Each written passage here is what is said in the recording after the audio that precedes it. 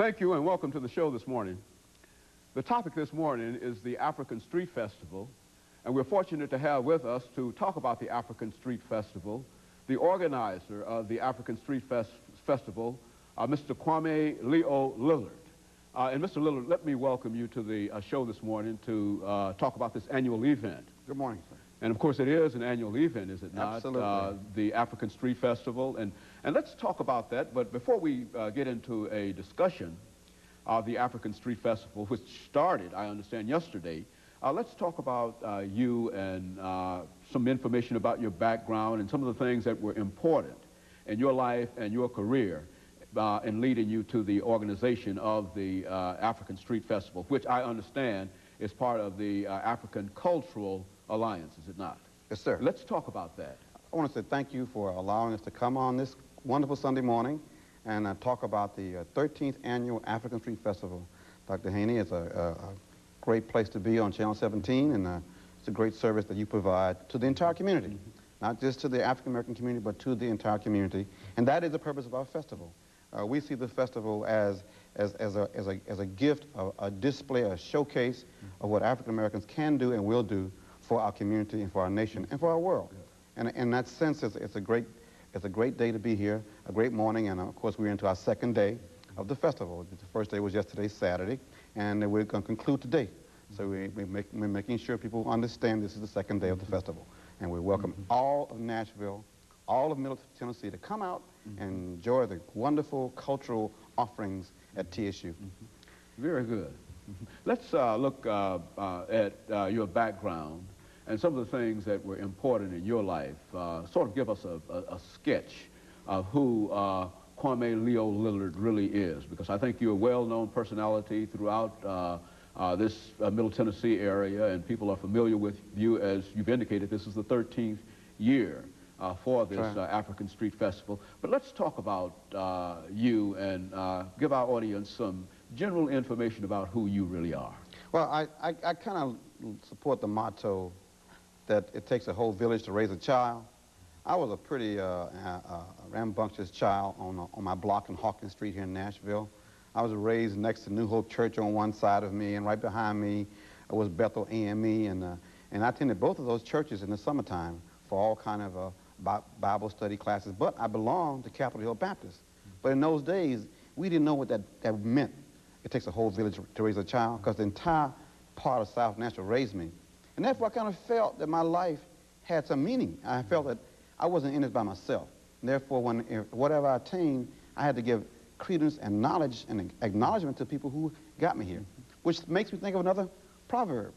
And I'd say, when you see a turtle on a fence, you know it had help, because turtles don't climb fences. Very good. So when you see Kwame Leo Lillard, with all of his accomplishments, didn't do it by myself, took a lot of people to help me get to where I've gotten to. I think there are parts of my life that stand out. I recall there was a bookstore called Z-Bart's. Z-Bart's was a bookstore on Church Street. As a child, I would go in there and read books, and they'd chase me out of there. I said, you can't read books free. So I did it so much, Bernie Schwide was the owner of this bookstore. He got sick of me being chased out. So he built a curtain in the bookstore back room and said, go back there, sit in that chair, be quiet, and read them books, boy. Now, this was the time before the... way back when I was a child, probably when I was in the 6th, 7th grade. I had this thirst for knowledge, and I was determined to absorb as much as I could as a child. And with the search for knowledge and this sense of that I'm not in this world by myself or for myself, I think that basically shaped the personality who I've become. And so it was natural for me to become a leader and a pioneer and a bold person in the civil rights days. I had to. I mean, I was destined for that. I was just destined to be the person in the civil rights movement who would go to Birmingham on the state line when Bull Connor put out the civil rights workers at midnight. Now, you know, I think and I would do that because I was destined to do that. That's one thing that I don't think many people understand about your participation, that during the civil rights movement of the 1960s, and of course there might be some who might not understand the impact of that movement and what it really meant to the South and what it really meant to America. But quite early, you were willing to go to jail in a real sense for the privilege of that scarf that you're wearing this morning, which is to say that you were into Africa and things of African descent for a long time, even before it became quite popular. Yeah, I recall being thrown off a city bus when I was in the 9th grade, and I refused to go to the back of the bus. Nothing happened. It didn't make news. It's just something that I did as a child to continuously refuse to accept ignorance and hate.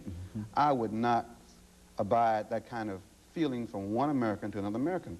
I recall as a child I went to Crest department store with my mother, little child then, probably 5, 6 years old, and there was 2 beautiful marble fountains at Crest on Church Street. Beautiful Fifth Avenue, beautiful fountains. One said colored, one said white.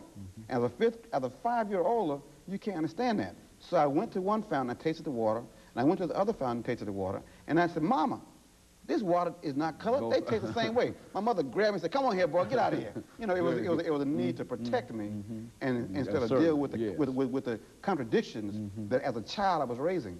I didn't understand those contradictions, but I refused to not acknowledge them. Good. So I sort of been on the cutting edge of struggle all my life. There must have been some warrior genes in my family when they came over from the boat. The story that my father told me about his father is that he refused to allow the slave master to insult his wife, and he killed the slave master. And of course, they had to teach him a lesson, and they thought that they would spread fear in the hearts of the slaves by digging a hole and asking him to beg for his life. Instead, he jumped in the hole, and that destroyed the sense of the master can create fear by making an example out of leaders. And to a degree, I've lived that kind of life. You know, you also